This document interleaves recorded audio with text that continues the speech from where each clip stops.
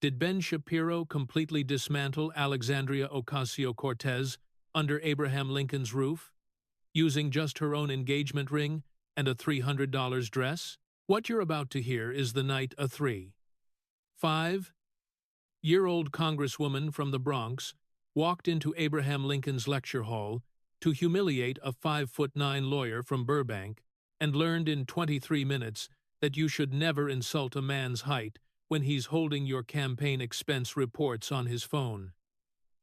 Hit that like button right now, because in the next 45 minutes you're going to watch a kid from Burbank who started writing for newspapers at 17, dismantle America's most followed progressive using her own engagement ring, her own dress designer, and one tweet she posted 3 weeks too early. Subscribe and buckle up. There is no version of this video where you don't share it. Alexandria Ocasio-Cortez's right hand was gripping the diamond on her left finger so tightly the band was leaving a white indent in her skin. She had not breathed audibly in 11 seconds. The iPhone on the podium in front of her, Ben Shapiro's iPhone, screen still glowing under the Cooper Union chandelier, was displaying a single line item from a Brother Veli's invoice dated October 4th, L'Ancien Archier. The dress had cost $300. The ticket had cost $30,000. The vendor had not been paid for 6 months. But to understand how the most followed woman in American politics ended up holding her own engagement ring like a flotation device, while a man she had publicly called a hobbit with a podcast ran the receipts on her own life, you have to go back 23 minutes. To the moment she made the worst mistake any New Yorker can make at Cooper Union, she assumed Lincoln wasn't listening. The first insult landed at minute 3. I want to acknowledge, before we begin, Alexandria Ocasio-Cortez said into the Cooper Union microphone, her voice carrying the practiced precision of a woman who had delivered this exact opening at 23 colleges, that I am a woman of color.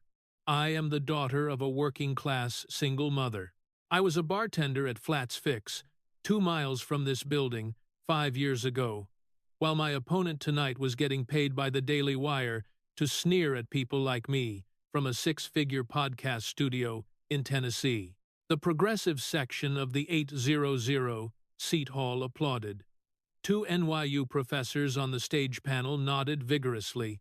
Ocasio-Cortez was wearing a scarlet pantsuit, gold hoop earrings, and a 1.5-carat engagement ring that caught the chandelier light every time her left hand moved. Tonight, she was touching it more often than usual. Across the stage, Ben Shapiro had not yet spoken. He had walked through the side entrance alone. No staff, no briefcase. He had carried 3 things: an iPhone, a leather-bound moleskin notebook, and a single bottle of water. He was wearing a yarmulke clipped to his hair with a bobby pin he had been using for 14 years. He was 59 tall. Ocasio-Cortez was not finished. I came from a real working-class neighborhood, she continued. Mr. Shapiro came from Burbank, which, for the people watching at home, is the neighborhood in Los Angeles where TV producers live. So when he tells me about the struggles of regular Americans, forgive me if I'm not impressed by his 2-bedroom childhood in a literal entertainment industry suburb. More applause. She turned slightly toward Shapiro, now sporting the smile of a woman who had rehearsed her closing line in front of her stylist. I want to extend respect to your tradition, of course, but I do find it interesting that a man who wears the head covering of a religion built on justice has built his career on opposing every form of justice that working people actually need. And I want to be honest. Mr. Shapiro, you have built that career mostly by yelling at college freshmen, most of whom, I should note, are taller than you are. The progressive section laughed. 3 insults in 2 minutes: working-class identity, religion, height. Ocasio-Cortez sat down with the timing of a woman who knew that the next 90 seconds would belong to her. Ben Shapiro did not respond. He picked up his moleskin. He clicked open his pen. He wrote 3 lines, slowly, In handwriting that was small and precise, he underlined 2 of them. 12 seconds passed. Then, 14. The audience began to shift. The moderator looked at Shapiro, then at her notes, then at Shapiro again. He set the pen down. He pulled the microphone closer to his mouth. When he spoke, the rapid-fire cadence that had built him a podcast empire arrived in the hall, the way a fastball arrives at a catcher's mitt.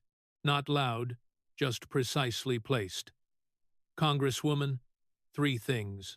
1. Burbank's median household income in 1990, the year I was 4 years old, was $42,000. We were a family of 6 in a 2-bedroom house. My father played piano for car dealership commercials to pay for my 3 sisters' shoes, the kind of suburb where TV producers live. Congresswoman, is not the suburb I was raised in. It is the suburb you are imagining. He paused. Just barely. 2. I am 59 tall. That is the median male height in the United States. Yes, I am aware. I have been aware since age 14. The fact that you spent a portion of your opening statement on my height tells me less about my height than it tells me about your preparation. He tapped the moleskin. 3. I have spent 36 minutes preparing notes for this debate. You have apparently spent at least that long preparing the part where you call me a hobbit. So, with respect to your time, and the time of the 800 New Yorkers in this hall who took an evening off work to come listen to us, can we begin? The progressive section did not laugh. The moderator looked at her notes a 3rd time. Ocasio-Cortez smile tightened by half a degree. She nodded. She said, "By all means, Mr. Shapiro." Shapiro picked up the iPhone. "Then let's begin with a receipt." He held the phone up, not at the audience, at the camera. The first image was a photograph that 200 million Americans had seen before a woman climbing the stairs of the Metropolitan Museum of Art, framed by the September blue New York sky of 2021. She was wearing a white, floor-length gown. On the back of the gown, in red letters 6 inches tall, were 3 words, "Tax the rich." "Congresswoman," Shapiro said, and his pace had slowed slightly, the slow he used when he was about to start citing dates. "On the 13th of September, 2021, you attended the Met Gala at the Metropolitan Museum of Art. The ticket value for that gala, depending on the seat, ranged from $30,000 to $35,000 per person. You attended with your then-boyfriend, now fiancé, Riley Roberts. He attended free. Anna Wintour, the editor of Vogue, sent you a personal invitation. Aurora James, the founder of a company called Brother Vellies, designed the dress for you. The dress had 3 words on it. We just saw them." He swiped the phone. The next image was a document, a House Ethics Committee report dated the 25th of July, 2025. "This document," Shapiro said, "is the official report of the United States House Ethics Committee. The committee voted unanimously. The conclusion was that you violated the House gift rule. You were ordered to pay an additional $2,733.28 to Brother Vellies. You were ordered to pay an additional $250 to the Costume Institute for your fiancé's meal. Those are not my numbers. Those are the United States House Ethics Committee's numbers. Unanimous, bipartisan, public record." Ocasio-Cortez opened her mouth. Shapiro held up one finger, not aggressively, almost politely, and continued. "But the verdict isn't actually the part that interests me, Congresswoman. The numbers behind the verdict are. So let's look at the numbers." He swiped again. The dress, originally valued by the designer at $1,300 rental rate, a staffer in your office contacted the designer and requested that the rental rate be lowered. The designer, Aurora James, complied. The dress was rented to you for $300. The committee found that this reduction was specifically because of your political celebrity, that the designer adjusted the rate based on, and I am quoting the report, the promotional value to the designer of the Congresswoman's appearance. That is the legal definition, Congresswoman, of an in-kind gift to a member of Congress, which is what triggered the violation. He let that hang. He did not raise his voice. But here is the part of this story that I cannot stop thinking about. The vendor, Brother Vellies, was not paid until the 9th of March 2022, 6 months after the gala, and the only reason they were paid in March is because the Office of Congressional Ethics had begun investigating you in February. Your office did not pay the vendor until your office was caught not paying the vendor. 6 months, Congresswoman. The dress with the words "Tax the Rich" on the back was worn by a woman whose office did not pay the small, black, female-owned design firm in Brooklyn for 6 months. He looked at her. Now, directly. You wore a $30,000 event ticket on a body wearing a discount rate dress to make a billboard about taxing the rich. The billboard, Congresswoman, was on you. The bill, the actual bill, was on a black female designer in Brooklyn who waited 178 days for her $300. Ocasio-Cortez found her voice. Her left hand had moved without her thinking about it to her engagement ring. She was turning it. "Mr. Shapiro," she said, and the velocity in her voice was the velocity of a woman who had prepared this defense in advance. "What you just described was an administrative error in my office. The Ethics Committee did not find willful violation. The committee found delays that I have personally taken responsibility for. This is exactly the kind of gotcha culture that administrative error," Shapiro said, and the rapid fire returned. Administrative error. The same words former Senator Robert Menendez used when his refrigerator was full of gold bars. The same words Maxine Waters used about her $68,000 campaign violation. The same words Jamie Raskin used about his wife's $1.5 million disclosure delay. The phrase administrative error has now been used by enough Democratic members of Congress in enough finance scandals that it has become, frankly, a slogan. Should we update the donkey logo? The moderate section of the audience laughed, once. One reporter in the second row wrote down the donkey logo line. Shapiro turned the phone toward the camera again. The next image was a tweet posted the 13th of September 2021 by Alexandria Ocasio-Cortez. The tweet said 4 words.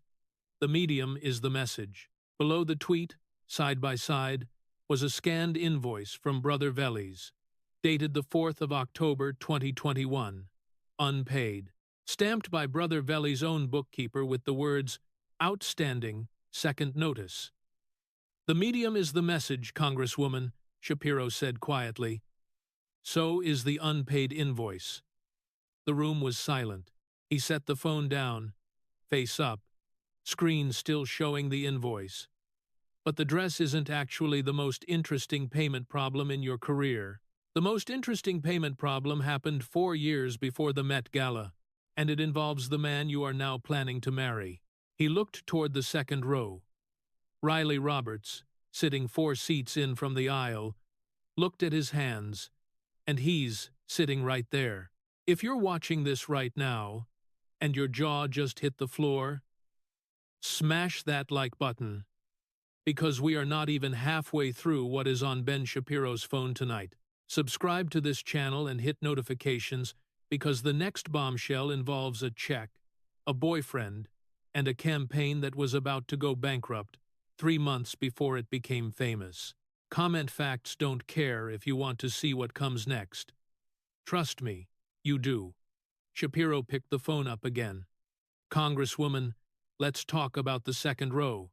Specifically, your fiancé. The man whose Met Gala admission ticket you forgot to pay for. The man who is, as we speak, sitting 11 feet from you. I assume you've met him." The mild laughter that ran through the room was the laughter of an audience that had not yet decided whose side they were on. Roberts did not look up. In August 2017, Shapiro said, "Your campaign for the 14th Congressional District of New York was approximately 4 months old. You had raised, and I have the FEC filing, approximately $3,032.75 from the public. You had spent in the same period approximately $27,591.27. You were running, Congresswoman, $24,000 in the red. You were a 28-year-old bartender with no congressional experience, challenging a sitting 1-0-term incumbent who had $3 million in his war chest. You needed money. You needed it fast." He swiped the phone. A new image appeared on the broadcast. On the 9th of August 2017, a political action committee called Brand New Congress PAC made a payment of $3,000 to a man named Riley Roberts. The payment was labeled in the FEC filing, marketing consultant. He swiped again. 18 days later, the 27th of August 2017, your campaign committee made a payment of $6,191.32 to an entity called Brand New Congress, LLC. The payment was labeled in the FEC filing, Strategic Consulting. He swiped again. On the 29th of September 2017, Brand New Congress PAC made a second payment of $3,000 to Riley Roberts, labeled again Marketing Consultant. He set the phone face up on the podium. "So let me lay this out. Your campaign paid an LLC.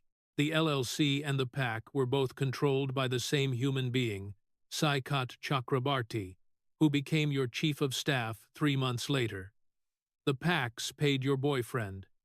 Your boyfriend, Congresswoman, in the world of real prosecutors, is called a pass-through. And what just happened in those 3 transactions, in the world of real campaign finance lawyers, is called a circular contribution. In casual conversation, we call it a launder. In your office, apparently, we call it dating." 2 people in the press section gasped audibly. The Vogue binder aide stopped smiling. "And here is the part that nobody can explain," Shapiro continued. "Riley Roberts is a web developer. He worked for a company called Homebinder.com. He specialized in user experience design. I checked his LinkedIn before he deleted it. The morning the Coolidge-Reagan Foundation filed its complaint against you. Roberts had 317 Twitter followers in August 2017. Congresswoman. He had no marketing portfolio, no agency experience, no public relations clients. The PAC's communications director said publicly that Roberts had been hired for, and I am quoting, social media engagement and subscriber growth. 317 followers. Congresswoman, he was not a social media consultant, he was your boyfriend. He pointed at the iPhone. Saikat Chakrabarti was a founding engineer at Stripe. He was a Silicon Valley multimillionaire. He was hiring a no-name UX guy with 317 followers as the sole marketing consultant for an entire PAC, funding 12 federal candidates. Either Mr. Chakrabarti was the worst hiring manager in American technology history, or that $6,000 was an off-the-books reimbursement to a candidate who could not afford to keep her own campaign going. Pick one. Congresswoman, there is no third option. That was the moment Ocasio-Cortez stood up. She pushed her chair back so hard it scraped the wood. Her left hand released the engagement ring. She stepped forward to the edge of her podium. The fight in her voice, when it came, was not performance fight. It was the real fight of a woman who had decided in that exact second to stop conceding ground. This is exactly, she said, and her finger jabbed the air, exactly what oligarchs send people like you to do. You are taking 3 random invoices from when I was a 2-8 year-old bartender running for office against a sitting Democrat with $3 million and a Wall Street donor list, and you are turning it into a crime. You know what the real crime is, Mr. Shapiro? Children losing their lives without insulin, wages stagnant for 40 years, billionaires paying lower effective tax rates than the bartender who served them their drink, the Pentagon losing $800 billion it cannot account for, mothers in this country going bankrupt because their kid had an illness. That is the crime. And every minute we spend on a $6,000 invoice is a minute we don't spend on the $800 billion. You are doing the rich's homework, Mr. Shapiro. You always have. The progressive section exploded. 2 NYU professors on the panel were on their feet. A young woman in the 4th row was clapping with both hands above her head. A reporter for The Atlantic was already drafting the headline, "Ocasio-Cortez turns the tables." 15 full seconds. The hall belonged to her. The cameras loved it. Ben Shapiro waited. He did not interrupt. He did not gesture. He did not even move. He stood at his podium with the iPhone face down in front of him and let her have the 15 seconds. The applause built, peaked, faltered, and faded, the way applause does when it has nowhere left to go. When he spoke, the rapid fire was gone. In its place was a pace that nobody in the hall had heard from Ben Shapiro before. It was slow. It was deliberate. It was the pace. Although nobody in the hall, except his older sister watching at home, could have known this of his father playing the opening of the Schindler's List theme on the upright Yamaha piano in their 2-bedroom house in Burbank, the year Ben was 9. "Congresswoman," Shapiro said, "I want to answer that with respect, because it deserves respect. You are right that children lose their lives without insulin. You are right that wages have stagnated. You are right that the Pentagon cannot account for trillions of dollars. I have written about all of those things. I have argued about all of those things. I will argue with you about all of those things tomorrow morning on my podcast. For free. For 2 hours. With my phone off." He took a breath. He did not look at the phone. But the question on this stage tonight is not whether the system is broken.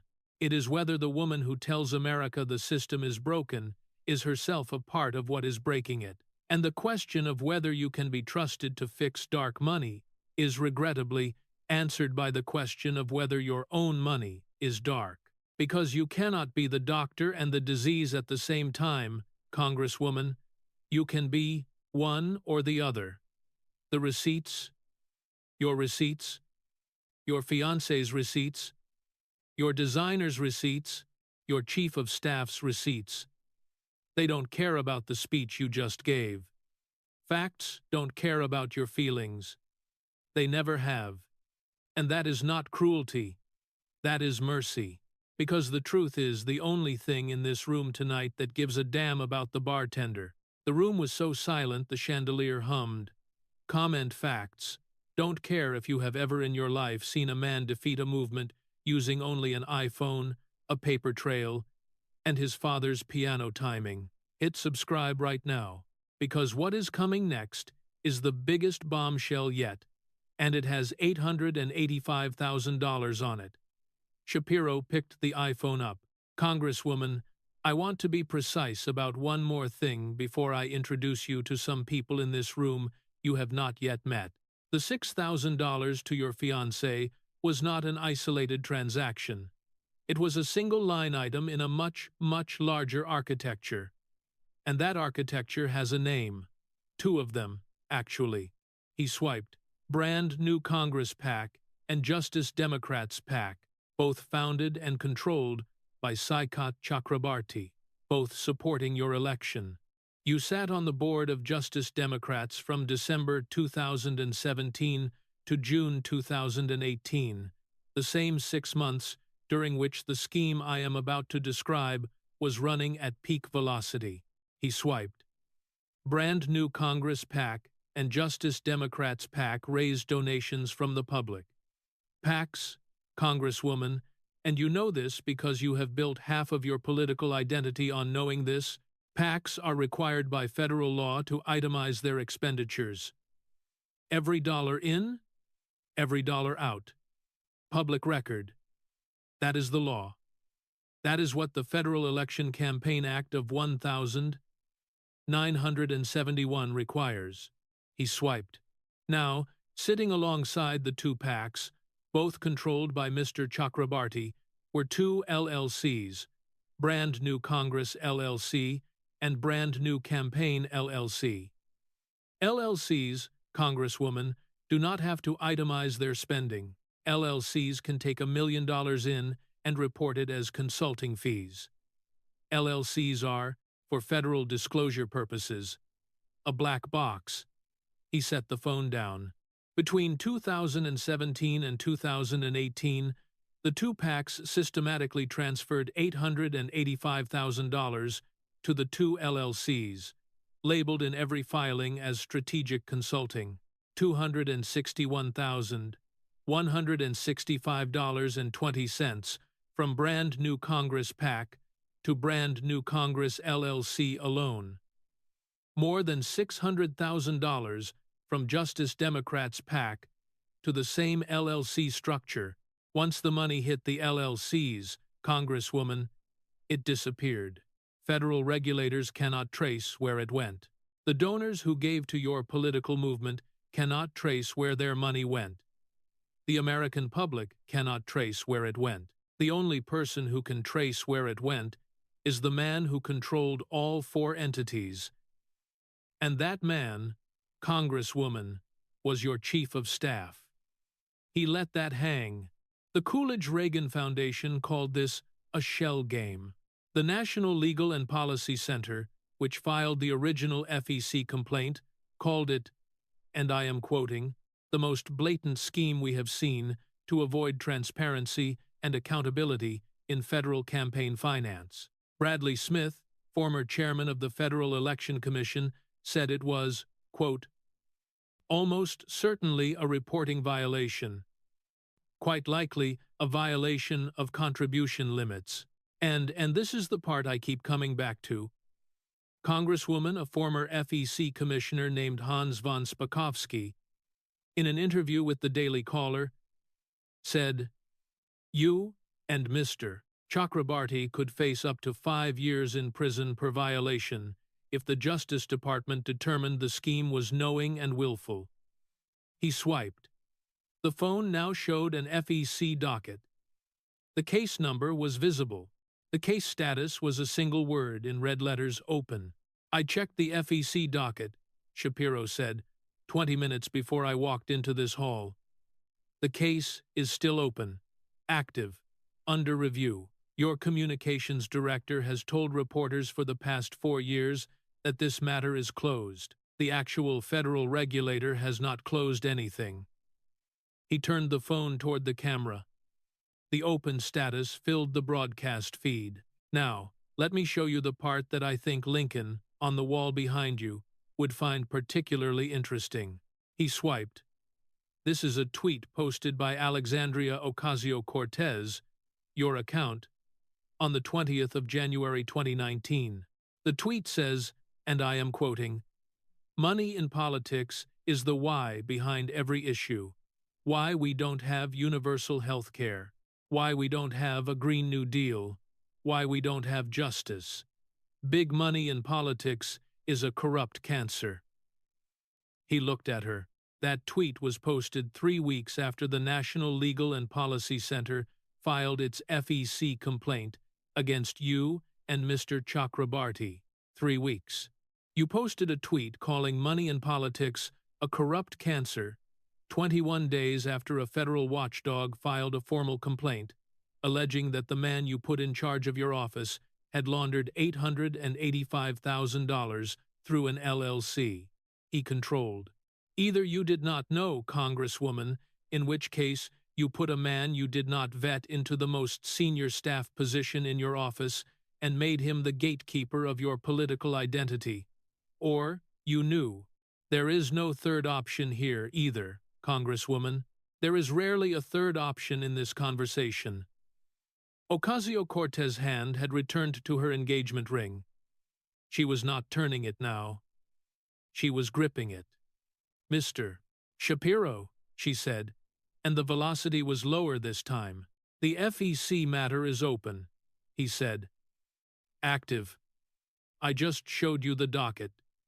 The matter is open. She did not respond. But all of this, Shapiro said, and he set the phone down, screen still glowing. All of this, the dress, the boyfriend, the LLC, the PAC, the $885,000, all of it ultimately comes back to one promise you have made to the American people every single day since you became a member of Congress. You have promised that you would fight for working families. The question of this evening, Congresswoman, the only question of this evening, is whether the working families you said you would fight for would still vote for you if they knew what you cost them. He paused. There are 3 of those people in this room tonight, and I would like, with the chair's permission, to introduce them now. This is the moment that broke the internet. If you are watching this and you are not subscribed yet, you are about to miss the moment Ben Shapiro brings 3 real, working-class New Yorkers onto the stage to face down America's most followed progressive in her own borough. Comment Long Island City 3 if you want to see what real working-class testimony looks like. Hit like, hit subscribe, hit notifications. Do not move. Eleanor Voss, the moderator, looked at Shapiro. She looked at her notes. She looked at Shapiro again. Mr. Shapiro, she said carefully, is this in the format we agreed to? It is, Shapiro said. I provided the producers with the names and seating positions yesterday. The Borough Voices Coalition vetted them. 3 Long Island City residents. Each has a 5-minute statement. They have all signed disclosure forms. They are not paid for being here tonight. Voss nodded slowly. Then, the chair recognizes the 3 witnesses. Please come to the stage. In the 3rd row on the aisle, 3 people stood up. The first was a woman of 41 named Rosa Delgado. She was Hispanic, originally from Astoria, Queens, the daughter of a hospital orderly and a school custodian. She was wearing a navy sweater and a simple silver chain her daughter had given her for Mother's Day. She was holding a single document, a certificate from the LaGuardia Community College Center for Workforce Development, dated June 2018, certifying her in logistics and supply chain management. She had earned the certificate during 8 months of night classes after her shifts at JFK Airport, where she had worked the Delta baggage line. The second was a man of 34 named Marcus Chen. He was a journeyman, electrician's apprentice, son of immigrants from Taiwan, member of International Brotherhood of Electrical Workers, Local 3. He was wearing a clean black t-shirt under a denim jacket. He was holding a union local card. The third was a man of 38 named Kareem Williams. He had grown up in Astoria. He had served 2 tours in Iraq, the second one in Mosul, in Army logistics.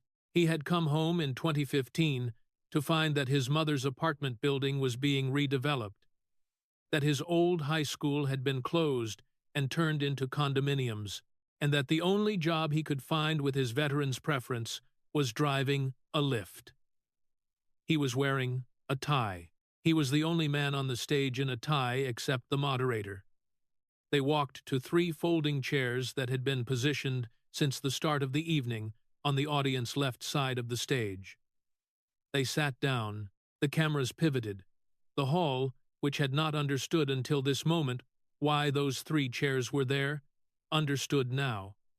Shapiro turned to face Ocasio-Cortez. Congresswoman, you have spent the first 31 minutes of this debate explaining to the American people that you are the voice of working-class New Yorkers. I would like to introduce you to 3 working-class New Yorkers from your own borough. They have been here all night. None of them is on a payroll. None of them is being paid for testimony.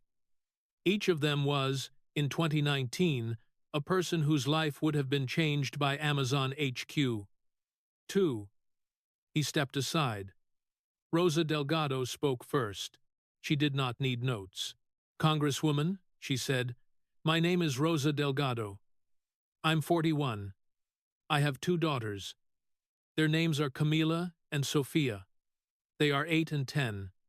We live in a 1-bedroom apartment in Sunnyside. The girls share the bedroom. I sleep on a pull-out in the kitchen.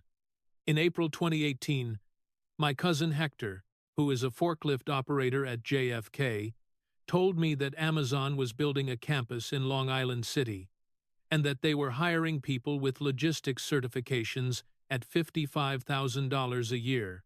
My salary at the airport at that time was $28,000. $55,000 was my whole life, Congresswoman. It was getting my girls into a 2-bedroom. It was night classes for me. It was a future." She held up the certificate. "I got this certificate on the 15th of June 2018. I paid for it myself, $2,400. I took out a credit card to do it. I am still paying that credit card off." On the 14th of February 2019, you celebrated the day Amazon walked away from Long Island City. You called it a victory. Congresswoman, I was a single mother at the kitchen table when the news came on. I was doing my girls' homework with them.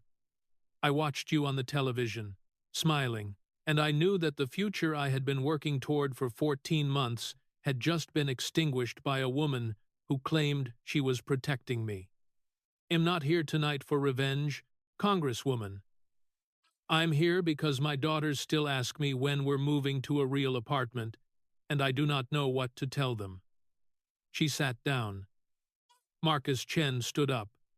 My name is Marcus Chen, IBEW Local 3. We had 800 jobs lined up on the Amazon HQ2 build, Congresswoman. 800 American electrician jobs at union scale. That's $85 an hour with benefits. That's 4 years of work for my brothers.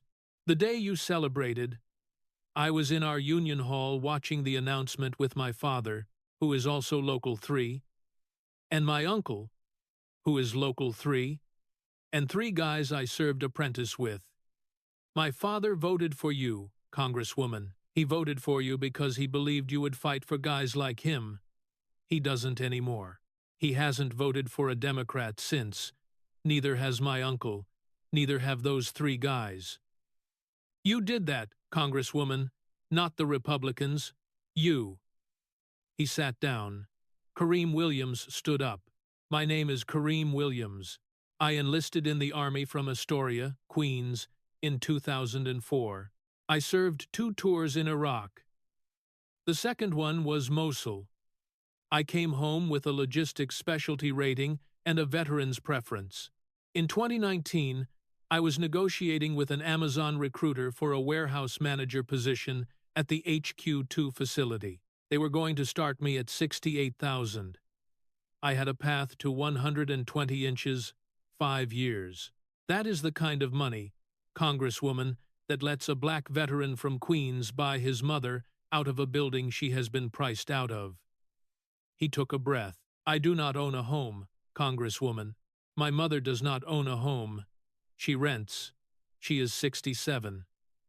The morning Amazon pulled out, I drove for Lyft for 14 hours to make $96. I am still driving. You owe my borough an apology. Not me. The borough. He sat down. The hall was silent. Shapiro picked up the iPhone one last time. He swiped.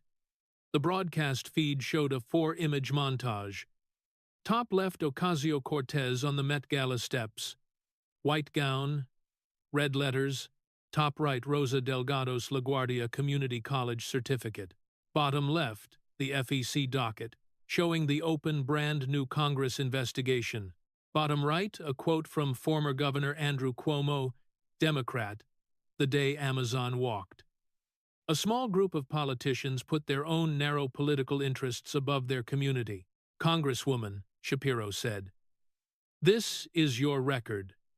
The dress, the certificate, the investigation, the quote from your own governor, your own Democrat, your own former ally, 4 exhibits, 4 years, 1 Manhattan apartment paid for with $30,000 gala tickets, 1 Long Island City, lost 25,000 jobs, $27 billion in projected tax revenue, according to your governor, 800 IBEW jobs, 1 veteran from Astoria driving Lyft, 1 single mother sleeping on a pullout, 1 certificate that means nothing because the company that needed it is not coming to Queens. You did not fight for working New Yorkers, Congresswoman. You charged them admission to your own brand." Ocasio-Cortez's left hand had been gripping the engagement ring throughout the testimony. At the moment Shapiro said the word brand, her hand released the ring. Her hand dropped to her side. The diamond caught the chandelier light once and went dark. She did not lift her hand again. The hall knew. Ben Shapiro took 1 step closer to his podium. For the first time in the evening, he was not looking at the iPhone. He had put it down. He was looking directly at Alexandria Ocasio-Cortez. "Congresswoman, 3 questions. I want a 1-word answer to each. Yes or no." The room did not move. 1. The woman who wore a $30,000 admission ticket to a billionaire's gala, while a black female designer in Brooklyn waited 178 days to be paid $300 for the dress on her body. Was that woman fighting for working women in America? Yes or no? Ocasio-Cortez's mouth opened. Shapiro continued before sound came. 2. The candidate whose fiancé received $6,000 from a political action committee, controlled by her future chief of staff, while her own campaign was $24,000 in the red. Was that candidate fighting dark money in American politics? Yes or no? Pause. 3. The congresswoman who cost Long Island City 25,000 jobs and $27 billion in projected tax revenue to make a hashtag. While 3 of those displaced workers are sitting 10 feet from her right now, was that congresswoman fighting for the people of New York or for the followers of AOC? Yes or no? Congresswoman, 3 questions, 3 answers. He sat back from the podium half an inch. Take your time. The first second passed. Ocasio-Cortez looked at Riley Roberts in the second row. Roberts was looking at his hands. He did not look up. The second passed. She looked at Rosa Delgado on the audience left side of the stage. Rosa Delgado looked back. Rosa did not blink. The 3rd, 4th, and 5th seconds passed. Ocasio-Cortez's left hand, the one that had released the engagement ring, twitched once toward the ring and stopped halfway. The hand returned to her side. The 6th second passed, the 7th, the 8th. On the 9th second, she said, "The framing is fundamentally yes or no, Congresswoman," Shapiro said. His voice was gentle, but it was immovable. On the 10th and 11th seconds, Ocasio-Cortez said nothing. Shapiro nodded once. He turned to Eleanor Voss. "Madam Moderator, I yield the remainder of my time to the Long Island City 3. He sat down. He placed the iPhone face down on the desk in front of him. He folded his hands. The chairman of the panel announced that the debate was concluded with no formal resolution, and that the broadcast would close in 3 minutes. Ocasio-Cortez, communications director in the wings, was already on her phone, visible to the 1/3 of the audience that could see backstage, drafting a statement that the Atlantic reporter in the second row could read by leaning forward 6 inches. The statement contained the words right-wing, partisan, manufactured, distract, and context. It did not contain the words dress, fiancé, LLC, jobs, or Rosa Delgado. 3 of the 4 NYU professors who had been on the moderating panel quietly closed their laptops without looking at Ocasio-Cortez. The 4th, an economics professor named David Nakamura, walked off the stage entirely and did not return. Ocasio-Cortez gathered her papers. She did not gather them quickly. She stacked them once, set them down, stacked them again. Her left hand reached for the engagement ring twice and pulled back twice. She walked toward the stage left exit, the same door she had entered through 23 minutes earlier, with 6 staffers behind her in a wedge formation. She did not look at the Long Island City 3. She did not look at Riley Roberts. She did not look at the painting of Lincoln on the wall above the stage, which had been on the wall above the stage for 166 years, and had heard in that time 3 Republican presidents, 2 Democratic presidents, and 1 19th-century constitutional scholar named Frederick Douglass. At the door, she turned. She wanted to say something final. The cameras turned with her. Ben Shapiro was packing his moleskin into his coat pocket. He did not look up. The microphone in front of him was still hot. When he spoke, the hall heard him perfectly. "Congresswoman?" He paused. At the door. Lincoln was listening too. She did not respond. She left through the door. The door closed behind her with a sound that was somehow quieter than a chandelier hum, and louder than anything that had been said in the previous 45 minutes. The aftermath arrived in 3 layers, the way aftermaths always do. The first layer was digital. Within 40 minutes, 3 hashtags occupied the top 3 trending positions on every American platform. Long Island City, 3 at number 1. The phone that broke at number 2. Facts have a father's name at number 3, which had been coined by a viewer in Austin, Texas, who did not know yet that the phrase would become the title of a New York Times opinion column 3 days later. Rosa Delgado's clip, the moment she held up the LaGuardia certificate and said the words, "My daughters still ask me," was viewed 33 million times before midnight.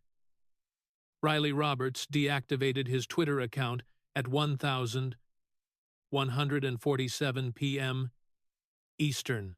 Saikat Chakrabarty's profile on the website of his current employer, an environmental nonprofit called New Consensus, was taken offline within 4 hours. The second layer was institutional. Aurora James, the founder of Brother Vellies, was reached for comment by the Washington Post at 1:14 a.m. She gave a single sentence. The invoice was sent on October 4, 2021. The payment cleared on the 9th of March 2022. The math is in your hands. Andrew Cuomo, the former governor of New York, retired and on a beach in Florida, posted a 5-word tweet. "That morning I tried to tell you." It received 4 million likes by sunrise. The Office of Congressional Ethics announced at 9:00 a.m. Eastern that it would be reopening its review of the brand new Congress LLC matter in light of new public testimony. Ocasio-Cortez office released a statement at 1:14 a.m. The statement was 12 sentences long. It used the word right-wing 4 times, the word manufactured 3 times, the word distract twice. It did not mention the dress. It did not mention Riley Roberts. It did not mention brand new Congress LLC.